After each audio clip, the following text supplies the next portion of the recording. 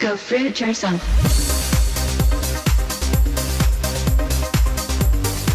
The time has come in America to launch an intensive campaign to find a cure for cancer.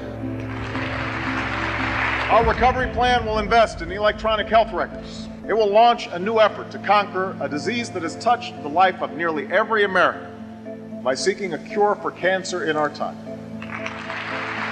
Since the war on cancer began in 1971, more than 14,800,000 Americans have died from some form of the disease. 1,500 die every day. That's 565,000 men, women, and children in 2009 alone. More people will die from cancer in this country in the next 3 years than all the American soldiers who died fighting since the American Revolution. From 1920 to the present time, we have made little or no progress in the treatment of adult cancers. So a person who gets prostate cancer or breast cancer today will live as long as a person who got it in 1920. No big change.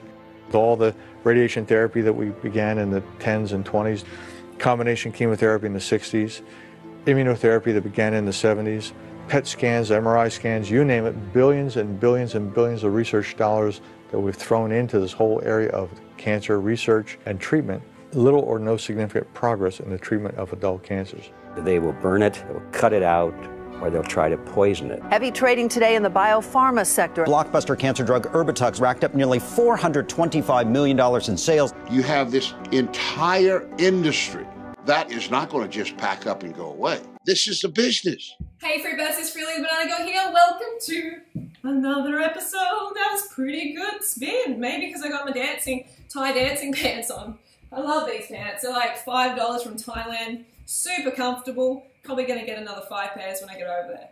So, okay, on to today's topic. It's a really, really important one. All right, it's something that touches the lives of millions and millions of people out there, and that is cancer. Almost all of us know someone who has had cancer, who has even died of cancer. It's that common. It's frightening.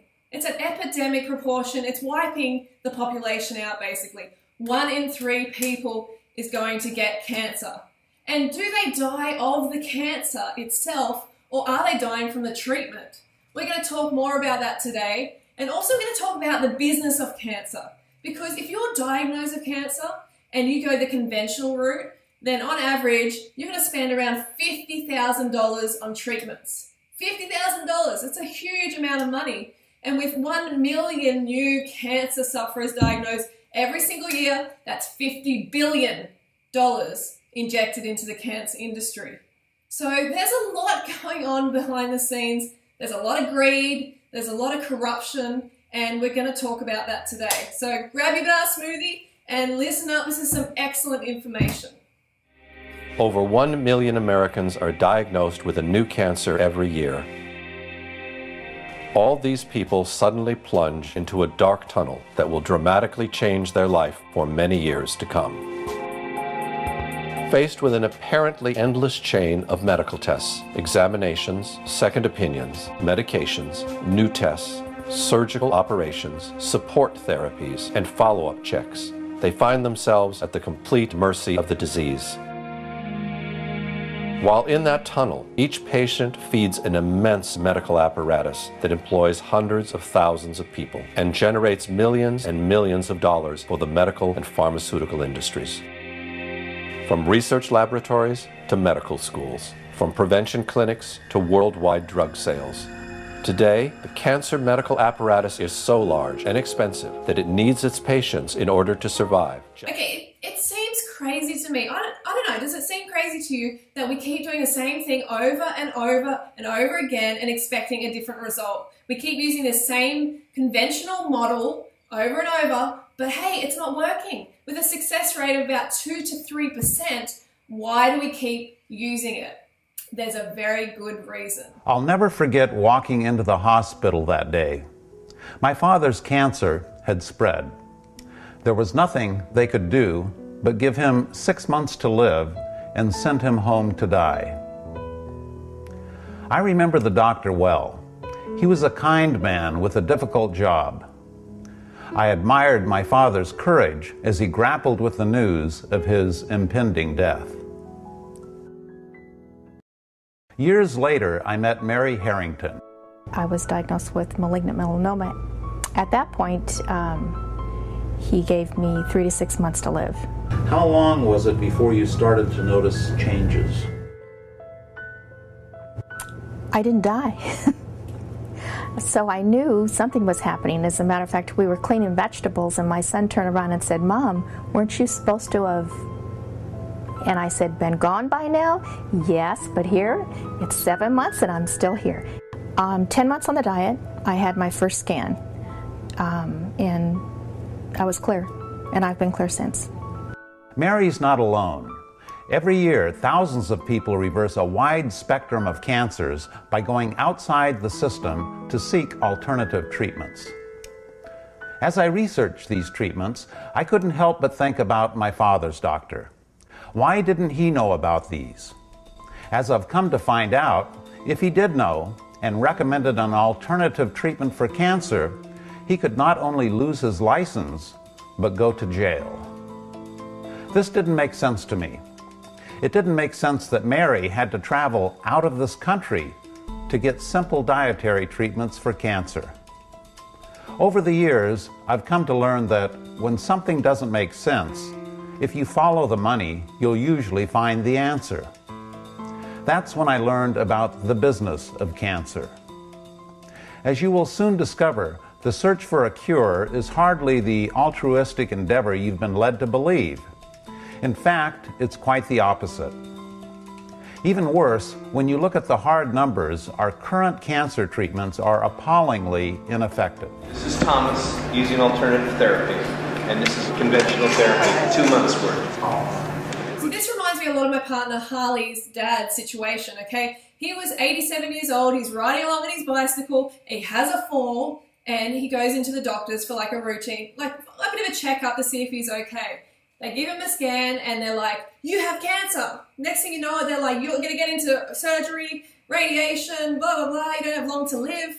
Freaking the poor guy out. And here's Harley saying, "Dad, don't have chemotherapy, don't have radiation. What are you doing? This is crazy." And of course, Harley's dad was very scared and he had a lot of faith in the medical model, as a lot of people do. So he had the radiation. And within 1 month, he was dead. We're talking about an 87-year-old man. How irresponsible of these people to even consider it. The doctors do a scan and all of a sudden it's like, "Cancer, we need to attack it, let's get it." And you know what? They destroyed his immune system and he died. If conventional therapy has such limited results, why isn't the medical profession willing to investigate alternative approaches? The answer to this question may be found in some historic events that took place almost a century ago, when official medicine finally managed to gain the upper hand on the so-called empirical doctors, who cured patients with herbs and natural remedies. In the 1800s, society sanctioned both approaches to healing. Patients had a choice of using either doctors, called allopaths, or natural healers, called empirics or homeopaths. The two groups waged a bitter philosophical debate. The allopathic doctors called their approach heroic medicine. They believed the physician must aggressively drive disease from the body. The allopaths used 3 main techniques. They bled the body to drain out the bad humors. They gave huge doses of toxic minerals like mercury and lead to displace the original disease. They also used surgery, but it was a brutal procedure before anesthesia and infection control. Few patients were willing to have surgery. Most patients feared allopathic methods altogether. Satirists of the day remarked that with allopathic treatment, the patient died of the cure. A drug industry grew out of the booming patent medicine business.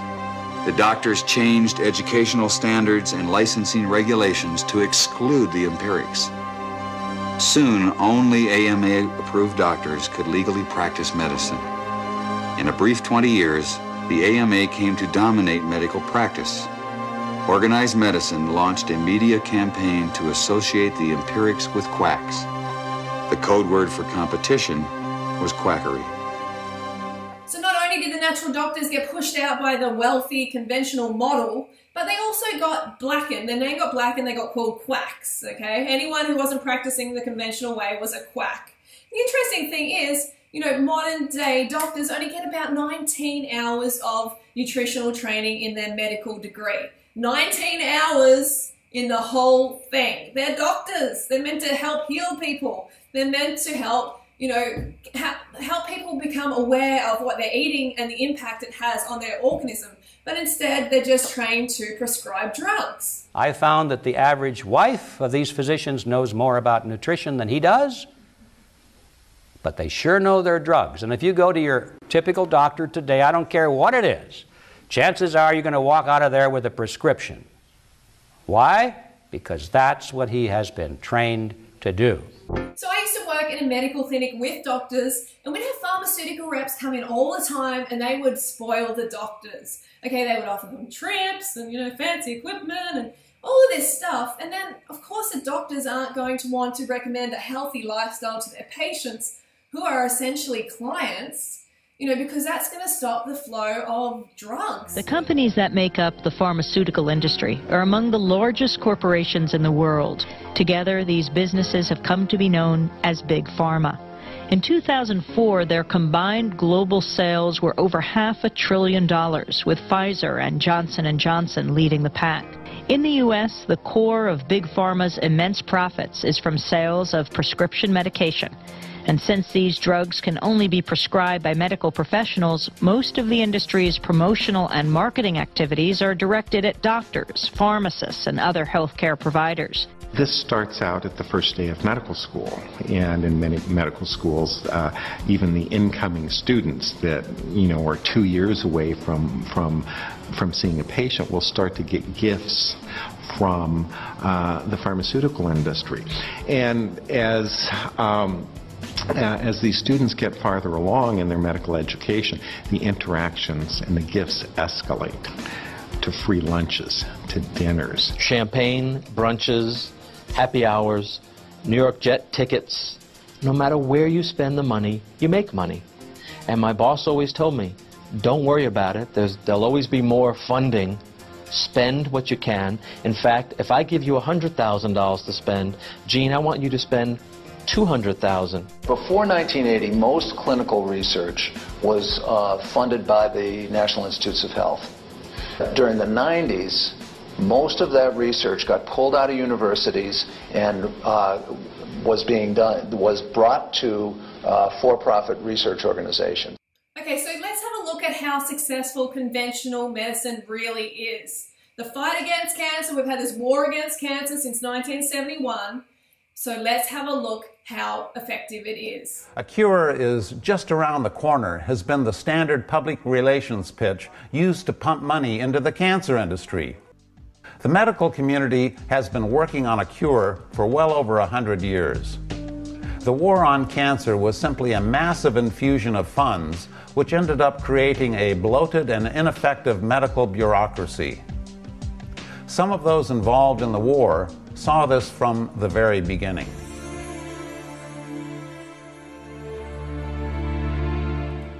Here are the results of a study of every randomized, controlled clinical trial performed in the U.S. between 1990 and 2004, which reported a statistically significant increase in 5-year survival due to the use of chemotherapy.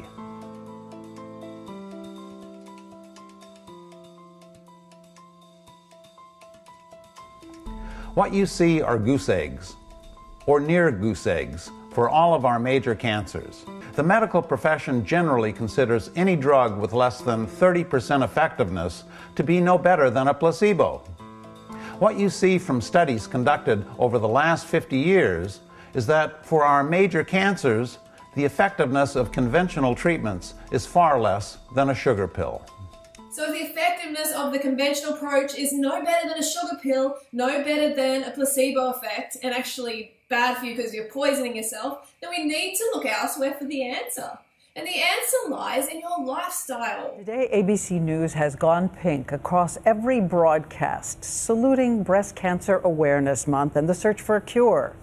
But tonight we're also asking about prevention, specifically which women get the least breast cancer and why. ABC's chief medical editor, Dr. Richard Besser, brings us the answer. Ask Mao Shi-Ying in the Chinese countryside. A perfect example of what can happen if you eliminate breast cancer risks. I have heard of breast cancer, but I don't know anyone who's ever had it. Not in her village or in any village she knows. Rural Chinese women like Mao have the lowest rates in the world. She eats mostly rice and vegetables, little meat, little fat, which lowers her risk. A healthy weight and exercise lower it more. So here's what it looks like to have the lowest risk in the world. But if Chinese women like Mao move to the United States, studies show that within a generation, her daughters would have the same risk as an American woman, the highest risk in the world. Our bodies cure cancer every day of our lives, and the difference between prevention and reversal is one of degree, not kind. In fact, the average American has 6 bouts with serious cancers during their lifetimes. That is, they actually reversed serious cancers 6 times in their lives without even knowing it. Those with healthy immune systems don't know about the battle their bodies are waging. Those with weakened immune systems will find out about these battles in the hospital. The foundation of a good immune system is diet. A good diet enables us to reverse cancer every day of our lives. So there's a reason why the rural Chinese are having such great success with cancer and we're struggling with it, because they're eating most of the calories from a plant-based diet and they're active. There isn't really a lot to it, folks. You know, it is very simple, but the mainstream medical model doesn't want you to think that. They want you to be in fear. So then you cooperate. You get your chemo, you get your radiation, you basically do what you're told, because then you're making money for them. You're making a lot of money. There's so much money that is injected into this cancer industry, as you've seen from this video. So you need to take your health responsibility into your own hands. Your sickness is unfortunately the medical model's like wealth. They're lining their pockets while you're getting sicker and sicker and dying. So take your health responsibility into your own hands and follow a plant-based diet. It's been shown time and time again to be the healthiest way to eat, to actually reverse cancer. So before you just run in there and get all fearful and go and get the chemo or the radiation, explore a plant-based diet. You will not regret it. Now you have the knowledge, so put it into action. All right, so I hope that helped. I will see you later on in the week. Don't forget to go fruit or root yourself. I'll see you soon.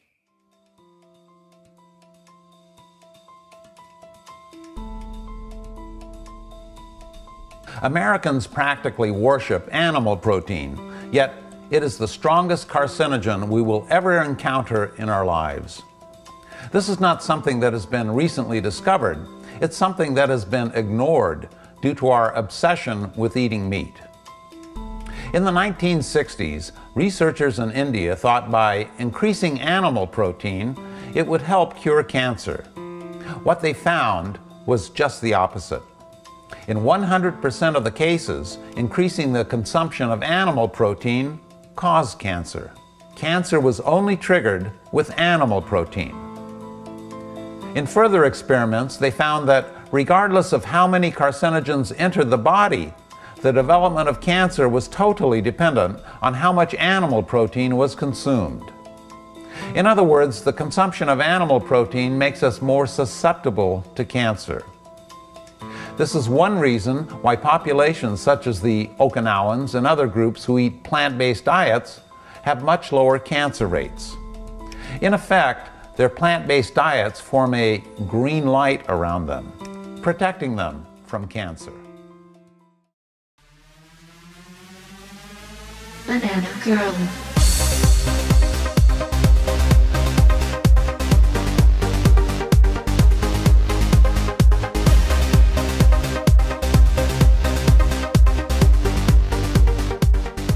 Go fruit yourself.